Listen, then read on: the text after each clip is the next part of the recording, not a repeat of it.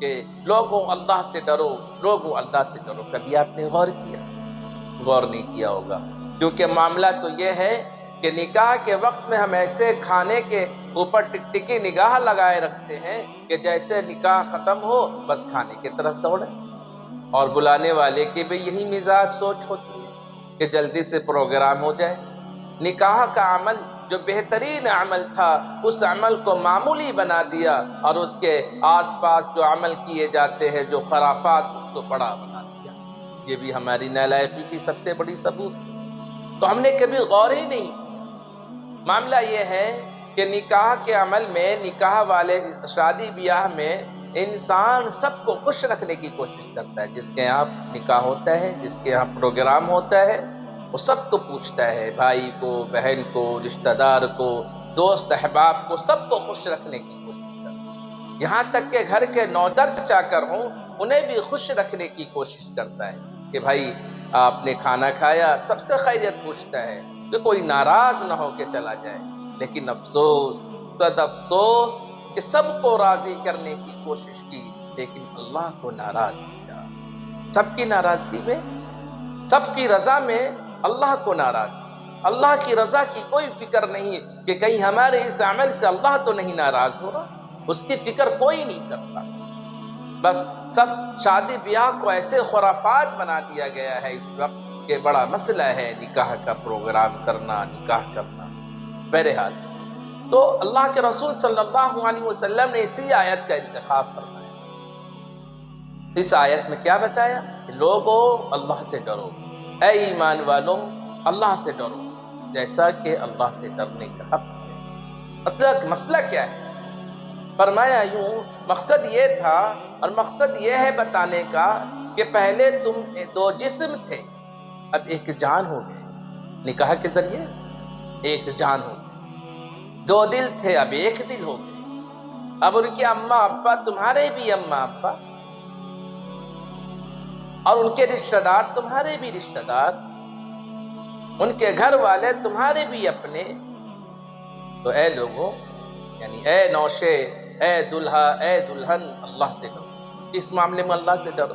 جب معاملات بگڑنے لگے، جب معاملات ایسے آ جائیں کہ ایک طرف ماں ہے ایک طرف بیوی ہے، دونوں کا مسئلہ خراب ہو رہا ہے، تو ایسے وقت میں اللہ سے ڈرنا، ایسے وقت اللہ سے ڈرنا کہ کہیں ایسا نہ ہو کہ بیوی کی محبت میں آ کر ماں کو ناراض کر بیٹھو، اور ایسا بھی نہیں ہونا چاہیے کہ ماں کی محبت میں آ کر بیوی کے حقوق کو ضائع کرو۔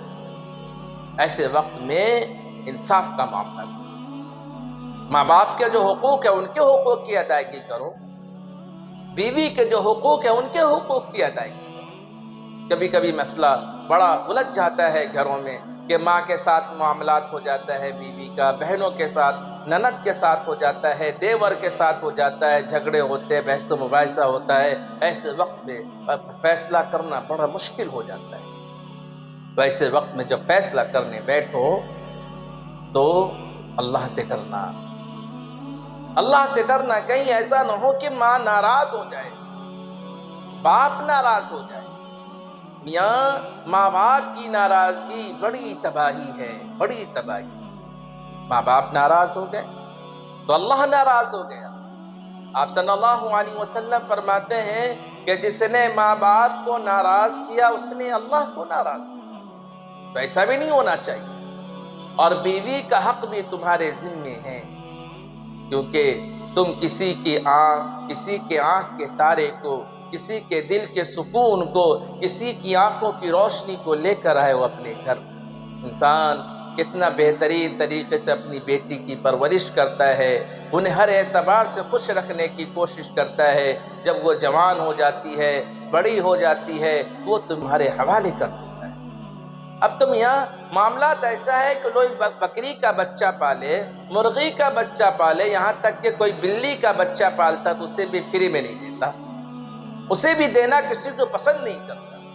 اب انسان اپنے جگر کے ٹکڑے کو، دل کے ٹکڑے کو آپ کو دے رہا ہے، سونپ رہا ہے۔ اب وہ ماں کو چھوڑ آئی ہے، بھائی کو چھوڑ کر آئی ہے، نئے خاندان میں آئی ہے، نئے لوگوں میں آئی ہے، تو ان کا احترام کرنا، ان سے محبت سے پیش آنا۔ اب ایسا نہ ہو کہ تمہاری بہنوں نے غلط سمجھا دیا کہ تمہاری بیوی ایسے کرتی ہے ویسے کرتی ہے، اور بہن کی بات مان کر، ماں کی بات مان کر، باپ کی بات میں آ کر، اب بھائیوں کی باتوں میں آ کر بیوی کو مارا، بیوی کو تکلیف دی، بیوی کو ذلیل کیا۔ ایسا نہ کرو۔ جب ایسا معاملہ ہو جائے تو اللہ سے ڈرو۔ یا ایھا الذین آمنوا اتقوا اللہ، اے لوگوں جب ایسا معاملہ آ جائے تو اللہ سے ڈرنا۔